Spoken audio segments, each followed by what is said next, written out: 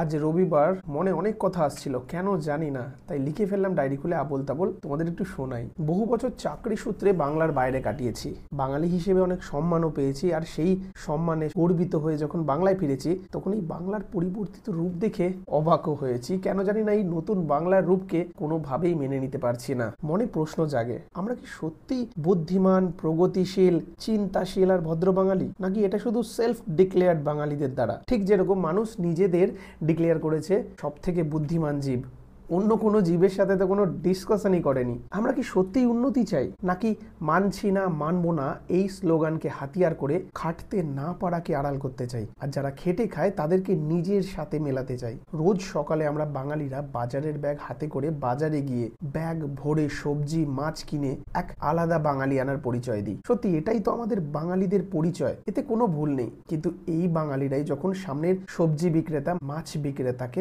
তুই করে সম্বোধন করি, তখন আমাদের বাঙালিয়ানা কোথায় যায়? আবার সেই সবজি বিক্রেতাই যখন আমাদের আপনি আর বাবু বলে সম্বোধন করে, সেই আমি বাঙালির পিঠের শিরদাঁড়াটা কেমন কুকুরের ল্যাজের মতো ভেতরেই নড়তে থাকে আনন্দে। আমরা বাঙালিরা ভালো খাবো, ভালো পড়বো, ছেলে মেয়েদের ভালো শিক্ষা দেব, কিন্তু সেই প্রচেষ্টায় যখন আমাদের বাঙালি ব্যবসায়ীরা নিজেদের জিনিসের দাম নির্ধারণ করে, তখন আমি সেই বাঙালি অন্য অবাঙালি ব্যবসায়ীদের কম দামের জিনিসে আকর্ষিত হই। কারণ সেই অবাঙালি ব্যবসায়ীদের নন ভেজে খরচা হয় না, বা দুপুরের পাতে 3-4 রকমের সবজিও লাগে না, আবার খাওয়ার পরে মিষ্টির জন্য মন চুকচুকও করে না। আমরা বাঙালিরা যখন আমাদের সামর্থ্যের বরে একটা বাড়ি কিনি, ফ্ল্যাট কিনি, সেই বাড়ি বা ফ্ল্যাটে গৃহপ্রবেশ করতে যাই, তখন সেই আমরা কিছু বাঙালিরাই বেল বাজিয়ে বলি, দাদা নতুন 40-50 হাজার টাকা এবার তো দিতে হবে ক্লাবে, আর এবারের দুর্গাপুজোর প্রতিমার দামটা কিন্তু আপনার ধরা রইল।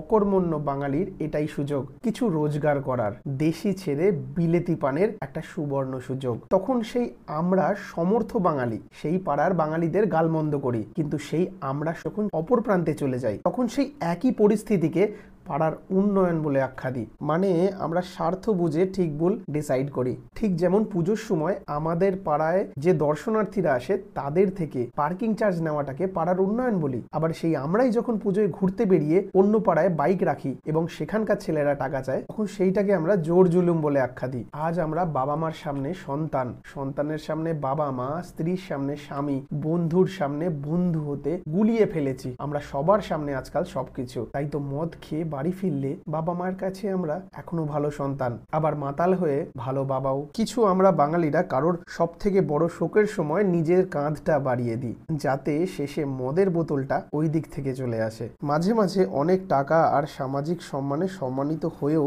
আমরা হীনমন্যতার পরিচয় দিই।